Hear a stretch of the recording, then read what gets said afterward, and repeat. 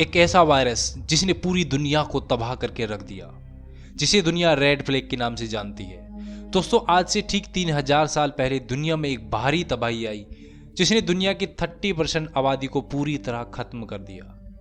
ये तबाही एक महामारी के रूप में आई जिसने कुछ ही समय में पूरी दुनिया में आतंक मचा कर रख दिया। ये बीमारी इतनी भयंकर और जानलेवा होती थी, किसी को ये वायरस लग जाए तो उसके केवल 30% चांसेस होते थे कि वो बच पाएगा। लेकिन जो लोग इस बीमारी की चपेट में आए और वो बच गए, वो लोग हमेशा बदसूरती का उदाहरण बन गए। उनके चेहरे पर दाग धब्बे बन जाते, चेहरा पूरी तरह बेकार दिखने लगता। साल 1735 ईस्वी में जापान की 1/3 पॉपुलेशन इस बीमारी के चलते खत्म हो गई। और तो और 15वीं शताब्दी में यूरोप की 90% आदिवासी आबादी इस वायरस की चपेट में आने से खत्म हो गई। वहीं बात की जाए 17वीं शताब्दी की, तो रूस में पैदा होने वाला हर 7वां बच्चा इस महामारी के कारण मारा जाता था। इस महामारी के चलते कई यूरोपियन सभ्यता भी खत्म हो गई। आखिर में नतीजा ये निकला, पूरी दुनिया में 500 मिलियन लोग इस महामारी के कारण अपनी जान गंवा बैठे।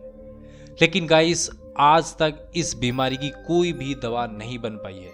इस बीमारी को नाम दिया जाता है रेड प्लेग, लेकिन कुछ जगह इसे स्पेकल मॉन्स्टर, स्मॉल पॉक्स या हमारे भारत देश में माता निकलना भी कहा जाता है। सो गाइस, पहले समझते हैं कि रेड प्लेग यानी स्मॉल पॉक्स है क्या। स्मॉल पॉक्स एक वायरस से फैलने वाली बीमारी है जिसका नाम वेरोला वायरस है। ये वायरस ऑर्थोपॉक्स ग्रुप से बनता है। इस ग्रुप में मॉन्की पॉक्स, काउपॉक्स आदि वायरस भी इसी ग्रुप में आते हैं।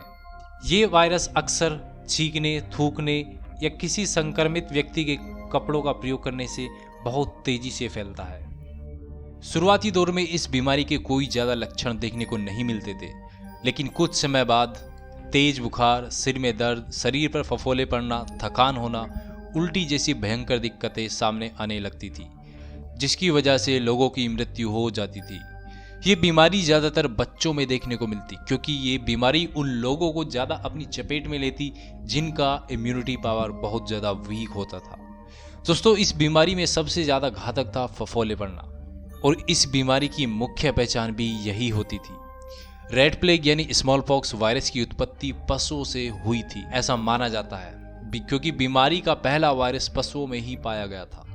माना जाता है कि 1156 ईस्वी में मिस्र की एक मम्मी से इस वायरस का पहला सबूत पाया गया था। इस बीमारी को रोकने के लिए दोस्तों आज भी कोई इलाज उपलब्ध नहीं है।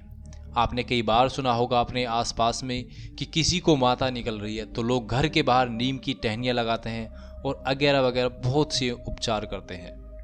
उस जमाने में जिस व्यक्ति को भी ये बीमारी हो जाती थी और वो बच जाता था, तो उसे कभी खतरा नहीं होता था कि उसकी मौत रेड प्लेग से होगी, क्योंकि इस वायरस की चपेट में जो भी व्यक्ति आ जाता था, इस वायरस की मौजूदगी को बॉडी पूरी तरह इम्यून कर लेती थी। कुछ लोग तो जानबूझकर खुद को इस वायरस से संक्रमित करते थे, क्योंकि अगर कोई मनुष्य इस वायरस से अपने आप को संक्रमित करता था तो उसकी मृत्यु होने की पॉसिबिलिटीज केवल 1 या 2% ही रह जाती थी। खुद को संक्रमित करने की इस तकनीक को इनैक्यूलेशन कहा जाता था। संक्रमित व्यक्ति का चेहरा फफोले पड़ने से बहुत ही ज्यादा भयानक और डरावना दिखता था।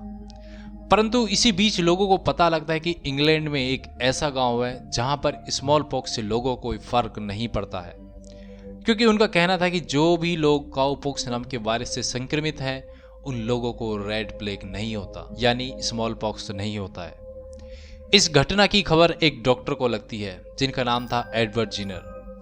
एडवर्ड जिनर इस गांव का मुआयना करते हैं और पता लगाते हैं कि ये लोग जो बोलते हैं आखिरकार उसमें कितनी सच्चाई है। एडवर्ड जिनर गांव में घूमते हैं, तभी उन्हें एक काउपॉक्स से पीड़ित महिला दिखाई पड़ती है। एडवर्ड जिनर उस महिला का इलाज करते हैं और उस महिला की बॉडी से काउपॉक्स का एक सैंपल लेते हैं, जिसके बाद एडवर्ड जिनर अपनी रिसर्च करते हैं काउपॉक्स वायरस पर। लेकिन मुसीबत अब ये आती है कि इस वायरस का परीक्षण किस तरह किया जाए और किस पर किया जाए, क्योंकि ये एक बहुत ज़्यादा खतरनाक रिसर्च थी। इसमें किसी की जान जाने का भी खतरा हो सकता था। बहुत ज़्यादा दिमाग लगाने के बाद एडवर्ड जिनर ने अपने माली के बेटे पर यह परीक्षण किया। एडवर्ड जिनर लड़के को एक कट मारते हैं, उसे काउपॉक्स वायरस से संक्रमित करते हैं, जो कि बड़ा ही ज़्यादा रिस्की होता है, क्योंकि इस वायरस के कारण किसी की जान जाने का भी खतरा हो सकता था। लेकिन समय बीता, सब कुछ सही रहा, लड़का काउपॉक्स वायरस से बच जाता है। इसके बाद एडवर्ड जेनर लड़के को स्मॉल पॉक्स यानी रेड प्लेग वायरस से संक्रमित करते हैं। काउपॉक्स वायरस धीरे धीरे रेड प्लेग यानी स्मॉल पॉक्स वायरस से लड़ता है, क्योंकि स्मॉल पॉक्स और काउपॉक्स दोनों वायरस ऑर्थोपॉक्स वायरस के थे। जब भी कोई व्यक्ति काउपॉक्स से पीड़ित होता था तो उस व्यक्ति के अंदर स्मॉल पॉक्स से लड़ने की क्षमता खुद ब खुद आ जाती थी, जिस कारण एडवर्ड जेनर का ये परीक्षण सफल हो जाता है। काउपॉक्स से संक्रमित होने के बाद स्मॉल पॉक्स से लड़ने की क्षमता खुद ब खुद आ जाती थी, और इस प्रकार एडवर्ड जेनर ने दुनिया की पहली वैक्सीन बनाई, और दुनिया में पहली बार वैक्सीन शब्द का भी प्रयोग किया गया था। लेकिन एडवर्ड जेनर को अब एक और मुसीबत का सामना करना था।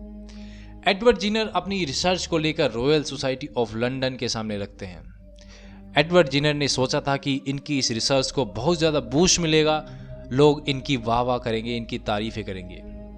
लेकिन जब Edward Jenner Royal Society of London पहुंचे तो इन्होंने जैसा सोचा था इनके साथ ठीक उसका उल्टा हुआ। वहाँ के साइंटिस्ट और डॉक्टर्स ने इनकी निंदा की, उनकी इस खोज की हंसी उड़ाई। रॉयल सोसाइटी ऑफ लंदन के प्रोफेसर जैस बैंग ने कहा कि डॉक्टर, आप ये अपनी रिसर्च को भूल जाइए, क्योंकि एक जानवर के वायरस से बनी वैक्सीन भला लोगों को कैसे स्मॉल पॉक्स वायरस से बचा सकती है। रॉयल सोसाइटी ऑफ लंदन द्वारा उनकी इस खोज को बुरी तरह रिजेक्ट कर दिया गया। लेकिन एडवर्ड जेनर ने हार नहीं मानी। एडवर्ड जेनर ने उस समय एक किताब लिखी, an inquiry into the causes and effect of the variolae vaccine, जिसके बाद उनकी इस किताब को पढ़ा गया। अब धीरे धीरे साइंटिस्ट उनकी इस खोज को मानने लगे, लेकिन जनता को अभी भी बिल्कुल विश्वास नहीं था। कुछ लोगों का ये मानना था कि ये वैक्सीन धर्मों के बिल्कुल खिलाफ है। कुछ लोग गंदा महसूस करते थे। उनका ये कहना था कि हम नहीं चाहते कि किसी भी जानवर के वायरस हमारे अंदर डाले जाएं। इसके अलावा यूरोप में भी एक बड़ी ही अजीबोगरीब अफवाह चल रही थी। लोग डरे हुए थे। जब लोगों से पूछा गया कि ऐसा क्या डर है इस वैक्सीन को लगवाने में, तो लोगों ने बताया कि इस वैक्सीन को लगवाने के बाद इंसान जानवरों में भी बदल सकते हैं।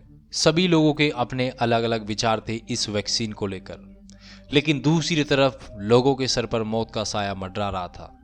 मृत्यु दर धीरे धीरे तेजी से बढ़ता जा रहा था, जिस कारण सरकार की चिंताएं बढ़ती जा रही थी। लेकिन सरकार करे भी तो क्या करे, अब उसके पास और कोई उपाय नहीं था सिवाय एडवर्ड जेनर की वैक्सीन के। सरकार ने इस वैक्सीन की जरूरत को देखते हुए एडवर्ड जेनर की इस वैक्सीन को अनुमति दे दी, जिसके बाद जिस किसी को भी ये वैक्सीन लगती वह कुछ ही दिनों में स्मॉल पॉक्स वायरस से ठीक हो जाता था। जिसके बाद कुछ देशों की सरकार ने भी अपने देश में इस वैक्सीन को कंपलसरी कर दिया। 1803 में इंग्लैंड ने अपने देश में प्रत्येक बच्चे के लिए इस वैक्सीन को कंपलसरी कर दिया गया। लेकिन अब एडवर्ड जेनर के सामने सबसे बड़ी मुसीबत ये थी कि वे इस वैक्सीन को दूर जगह पर कैसे भेजा जाए, क्योंकि उस समय ऐसा वैक्सीनेशन नहीं किया जाता था जैसा आज के समय में किया जाता है। उस समय साधारण तौर पर एक लंबे धागे को काउपॉक्स वायरस से भिगोया जाता था, जिसके बाद इंसान के शरीर पर एक छोटा सा कट लगाकर उस जगह पर उस धागे को रगड़ा जाता था, जिससे वह व्यक्ति काउपॉक्स वायरस से संक्रमित हो जाता था। लेकिन ये प्रोसेस विदेश में वैक्सीनेशन भेजने का पर्याप्त साधन नहीं था, क्योंकि वहां तक जाते जाते वह धागा खराब हो जाता था। इसके बाद वैज्ञानिकों ने एक नई तकनीक खोज निकाली, जिसमें एक छोटा ट्यूब लेते हैं और उसे काउपॉक्स वायरस से भरा जाता और विदेशों में सप्लाई किया जाता था। लेकिन ये तकनीक भी ज़्यादा कारगर साबित नहीं हुई। इसके बाद काउपॉक्स से संक्रमित बच्चों को विदेश में ले जाया जाने लगा, जिससे काउपॉक्स के सैंपल लिए जाते और लोगों को इन्फेक्ट किया जाता था। लेकिन भारत में उस समय गरीबी के हालात बद से भी बदतर थे, जिस कारण वैक्सीनेशन का विस्तार ज़्यादा नहीं हो पाया, जिस कारण भारत की एक बड़ी आबादी रेड प्लेग वायरस की चपेट में आ गई। साल 1974 में भारत की सबसे बड़ी महामारी के रूप में ये बीमारी बहुत ही ज़्यादा बुरी तरह फैल गई, जिसमें तकरीबन 5 महीनों में 15,000 लोगों की मौत हो गई। अगर उस समय दुनिया में रेड प्लेग के आंकड़े उठाकर देखे जाएं तो 86% केसेस भारत में ही निकलकर सामने आ रहे थे। इसकी इतनी बुरी बीमारी फैलने का कारण वैक्सीनेशन नहीं हो पाना, जिसके पीछे बहुत से कारण थे। देश की घनी आबादी, राजनीतिक और आर्थिक स्थिति ना होना, लोगों का जागरूक ना होना, धार्मिक विचारधारा जानवरों से बनी वैक्सीन को लेकर और ज़्यादा गर्मी में इस वैक्सीन का खराब हो जाना, ये सभी कारण थे भारत में वैक्सीनेशन ना हो पाने का। लेकिन कुछ समय बाद सरकार ने देखा कि देश के हालात बहुत ही ज़्यादा खराब होते जा रहे हैं, तो सरकार ने WHO से मदद मांगी।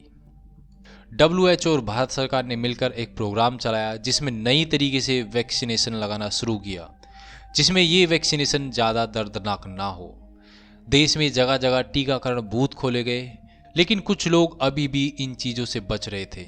उस समय की प्राइम मिनिस्टर इंदिरा गांधी ने लोगों से रिक्वेस्ट की कि लोग आए और अपना वैक्सीनेशन कराएं, जिसके बदले उन्हें 100 रुपीज़ का इनाम भी दिया जाएगा। जिसके बाद वैक्सीनेशन का प्रोग्राम पूरी तरह सफल हुआ। 1975 में रेड प्लेग का एक आखिरी केस देखने को मिला। 1989 में WHO ने बताया कि ये वायरस पूरी तरह खत्म हो गया है, लेकिन आज भी रेड प्लेग यानी स्मॉल पॉक्स वायरस के पेशेंट्स देखे जा सकते हैं। नाउ ये है एंड इस वीडियो का। जल्द ही मिलते हैं एक और मिस्टीरियस वीडियो के साथ। तब तक के लिए वर्ल्ड अवेयर की mysterious videos. So thanks for watching, thanks for listening.